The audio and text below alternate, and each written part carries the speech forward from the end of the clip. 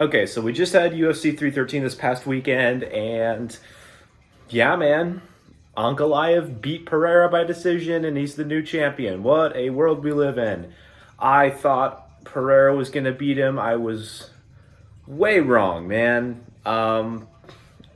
In hindsight, I should have seen it coming, but whatever. I decided to go with Pereira, man. So, yeah, man. I've been seeing a lot of comments lately, and it was mainly after the fight, but I've seen it continued until now, that fight was a robbery. And this also got me thinking about other fights that I've seen online, mainly on Instagram, that people claim are robberies that are obviously not robberies and is probably just the result of, I don't know, sometimes it's recency bias, sometimes it's just cope, and sometimes I think it's an incorrect definition of a robbery. So, obviously you can't tell. Pereira versus Ankalaev was not a robbery. I think it's just such a silly notion that Pereira was robbed. And I think that just comes from the fact that we all love Alex Pereira and we all expected him to just go and knock out Ankalaev. And we saw Ankalaev as this boring guy who's kind of just well, let's be real. It's probably Ali Abdelaziz that's running the Twitter account and making Ankh run his mouth, But anyways, he likes to run his mouth a lot on Twitter. But I think we need to have a serious discussion about what a robbery is and what a robbery isn't, because it's starting to really get upsetting. So, let's define a robbery first. So, what is a robbery in the UFC? And in short, it is a decision that the judges gave to fighter A, but that very obviously should have gone to fighter B. And that decision that the judges gave was wrong. The judges made the wrong decision that night. So, it's kind of a general statement, and it doesn't show how close the decision is, and it doesn't leave room for how close the decision is to be defined. For example, I have seen online, and it's kind of becoming more common now, but I've seen online that Dricus du Plessis versus Sean Strickland, their first fight was a robbery. And that just baffles me, man. That the fact that somebody can consider that fight a robbery is crazy. And don't get me wrong, that fight was a close fight. That was a close fight, and both guys fought well, and both guys had their moments. And I think it could be argued either way. I think Dricus du Plessis has a very strong case of that he did actually win that fight. And Sean Strickland has a decent case as to, hey, he should have won that fight instead of Dricus. But it's not a robbery. So we have to take that original definition and we have to specify it a bit more. Because right now it leaves room for, I think this fighter should have won, therefore I think the fight was a robbery. Just because you thought a fighter won does not mean it's a robbery. And I know it's easy to say that, like, right as the fight comes out, right as the fight happens, like, oh, that's a robbery, and then, sometimes you'll see that sentiment kind of die down as people realize, maybe that was just a close fight. So, a robbery can be a close fight, yes, but I think a robbery is, like, as I mentioned earlier, a fight that was awarded to fighter A, but that should have been given to fighter B. But the reasons it should have almost undeniably been given to fighter B can be backed up in the scoring criteria. For example, let me bring up a case of a legit robbery. We have Jose Aldo versus Mario Batista. Now, this is a hugely shared robbery, and a big sentiment that the MMA community shares was that Jose Aldo was robbed. Now, we have to look at why he was robbed, and we're going to compare that fight that Jose had with Mario Batista with the fight that he had with Merab Dvalishvili. So, two similar fights, honestly, when you look at it. Jose Aldo was held up and controlled against the fence. Jose Aldo, in both of those fights, stuffed all of the takedowns that both opponents shot at him. In both of those fights, hardly anything happened in the clinch. But in one fight, Merab Dvalishvili was given the win against Jose Aldo, and to this day, it's not really disputed. It's widely regarded that, yeah, Merab won fair and square, even though Mario Batista did the same thing, right? But there's a difference between those two fights, and it's Jose. Jose is himself is the difference between the two fights. In the Merab fight, Jose couldn't get anything off, really. Yes, Merab failed all of his takedowns. Yes, Merab held him up against the fence and didn't do much with it. But Jose Aldo didn't do much back. He didn't outbox Merab. He didn't rock Merab, causing Merab to go, oh crap, I gotta shoot, and there wasn't a big damage or strike differential factor in that fight. But in the Mario Batista fight, there was. Every single one of those 3 rounds that Jose Aldo fought against Mario Batista, Jose Aldo was picking him apart on the feet. He was outboxing him. He was landing kicks, right? He was doing good. He even rocked Batista and stunned Batista on several occasions. And then when Batista would shoot in, he would fail the takedown, and he honestly did less inside the clinch than Merab did to Jose. So, when you look at those two things, Jose Aldo wasn't piecing up Merab on the feet. Jose Aldo was piecing up Mario on the feet. Jose was getting way better of him in the exchanges. But Mario wasn't doing a single thing to match that in the scoring criteria. Therefore, Jose Aldo should have won that fight fair and square. Let's look at another fight. Paddy Pimblett versus Jared Gordon. That is a big robbery fight. And honestly, that one's worse. That one is way worse. I watched that fight recently, but man, that's just it's so hard to try and give Paddy Pimblett more than a single round. Nearly every moment of that fight, Jared Gordon controlled. Jared Gordon was outmatching him. He was matching him in the grappling. He was piecing him up on the feet, and he was rocking Paddy Pimblett back and forth. Paddy would land strikes back, but they were not nearly as effective, and he did not have the volume that Jared Gordon was also throwing at him. So not only did Jared Gordon have the volume advantage in the strikes, he had the power advantage and the damage advantage in the strikes. Now, it wasn't visibly showing on Paddy's face a ton, he wasn't swelled up and cut up and bruised and all that, but he was getting outboxed and he was getting rocked. And for the majority of the fight, Gordon was controlling the ring. He was controlling the center, and he was controlling the action, and he was pressing the action against Pimblett.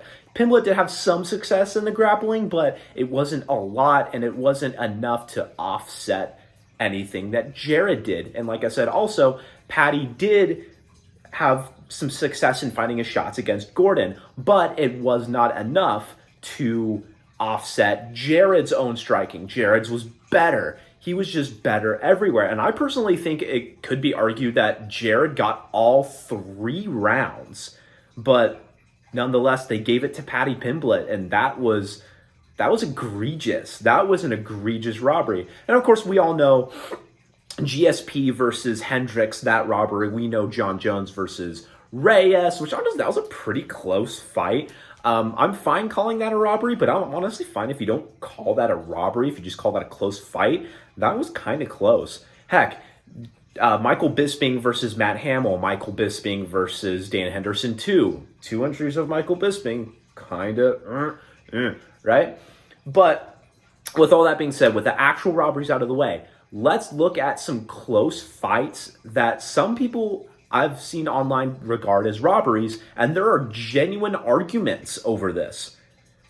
Like as mentioned before, DDP versus Sean Strickland 1. That's not a robbery. That's just a very close fight. That's an example of a swing fight. That is a very good example of a swing fight.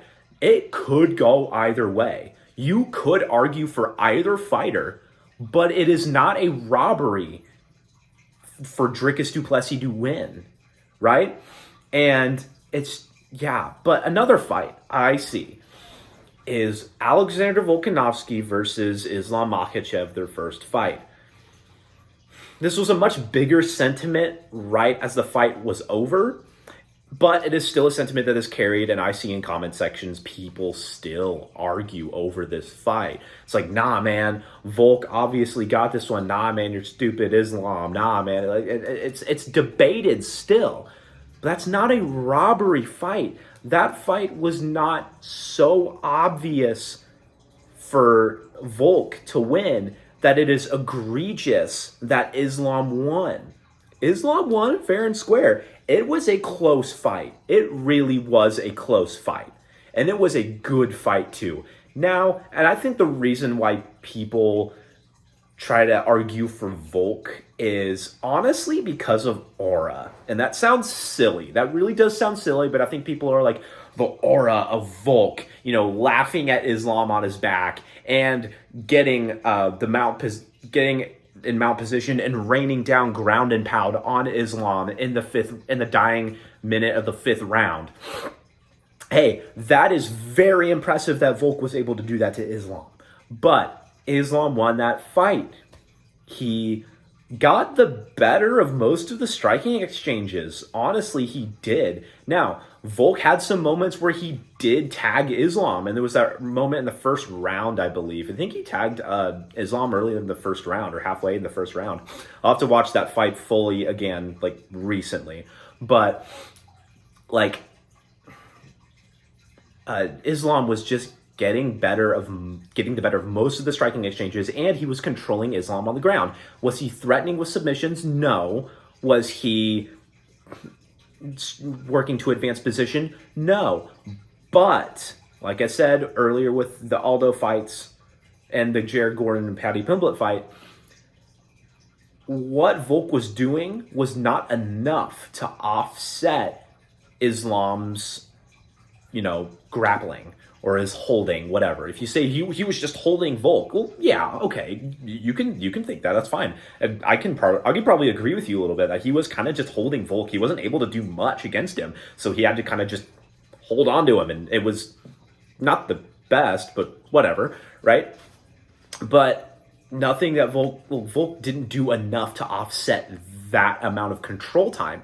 Like I said, he did have success, and especially in that 5th round, you can give him the 5th, right? But Islam just did better, and you can back it up with the scoring criteria. So that fight is not a robbery. Stop calling it a robbery. Now, another fight, I'm kind of torn on this one, and I do want to know what you guys think. Peter Yan versus Sean O'Malley. This is a big fight that is still kind of said to be a robbery, and I kind of agree that it probably should have gone to Yan, but I don't think the decision is egregious enough to be said that it's a robbery. And I believe it was a split decision. And honestly, a split decision is probably the right call for that fight. Usually when you see big robberies, it's like unanimous decision for the wrong fighter. Like Paddy Pimblett versus Jared Gordon. It's an even bigger robbery because it was a unanimous decision, clean sweep across the board that Paddy got that fight, right? This one was a split decision, right? So it's already a close fight. That was a very close fight. Do not get me wrong, right? Banger of a fight too. Both guys had their moments. But that's the thing, both guys had some big moments, and Yan did have the grappling control time. He pretty much had all the control time of the fight. O'Malley had a few seconds of control time. That's it. He got reversed and then Jan just stood back up. It was hard for O'Malley to get back up and to disengage from the grappling. I could see that fight going to O'Malley. I can kind of agree with that fight going to O'Malley. I don't believe that fight was an egregious decision that it went to O'Malley. I think Jan won. I think Jan won in a close fight. And I think it should have gone to Jan. But I almost wouldn't call it a robbery. So, there's another example of which, right? Now, some other close fights. The only other really close ones I could think of it's funny that these ones came to my head were Izzy versus Romero and Rose versus Esparza 2. I've heard a couple people been like, man, maybe Romero should have won that fight, but it's no one won that fight. Come on, man. No one gets to win that fight, right? If Izzy and Romero, they both fought that kind of fight that night. They both fought terribly. It was terribly boring. Probably the worst fight in UFC history. It's regarded as one of the worst. That one, the Rose-Carla fight, the Rose-Carla rematch, sorry, and then the Lewis and Ngannou fight, right? Those are considered those are easily the three most boring and the three most terrible fights ever. Honestly, no one wins that fight. It's just dumb, right? But yeah, with all that being said, to close off, I think we need to change how we think of robberies. Robberies, I think when people call these things robberies, they're just letting emotion get the better of them, especially with this recent title fight. Pereira was not robbed. Yes, we are all sad that Pereira lost. And a lot of people don't like Ankalaev, and I can understand that, right? We'd rather have Pereira as champion 10 times out of 10. But that fight was not a robbery. And you guys need to calm down, put down the cope, and realize that Ankalaev won fair and square, bit boring maybe, but fair and square against Pereira. And again, you can point to the rule set and show me why that fight was scored correctly for Ankalaev. Ankalaev outstruck Pereira. Across the board outstruck Pereira. Pereira landed a few good jabs. And that's honestly what he should have done more often in that fight, but I digress. Pereira landed a few good jabs, but Ank rocked him a few times. And he was getting better at the striking exchanges. Not only that, Pereira wasn't doing enough striking to offset Ankalaev's game. Pereira wasn't throwing. Pereira was honestly kind of timid. He was backing up, circling away from the fence, and he threw what? The count was 12 head strikes over the course of 5 rounds. That is not enough to offset Ankalaev's offense. Add in the clinch work that Ankalaev was doing, especially in round 4, and you have a clear-cut decision for Ankalaev. Not sorry to say this. I won't apologize for it. You guys can cry about it. Ankalaev did enough to win. Was it not what we expected? Yes. Was it underwhelming? Yes. We expected a striking battle. And Ankalaev said he wasn't going to shoot for the takedown. Obviously, he lied. And that sucks, and we're mad about it. I am too. But that's not a robbery. And you guys need to calm down and cope. And we all need to collectively change the way we look at robberies and the way we look at close fights and close decisions. Anyway, that's enough. Thank you so much for watching, and I will see you guys in the next one. Bye-bye.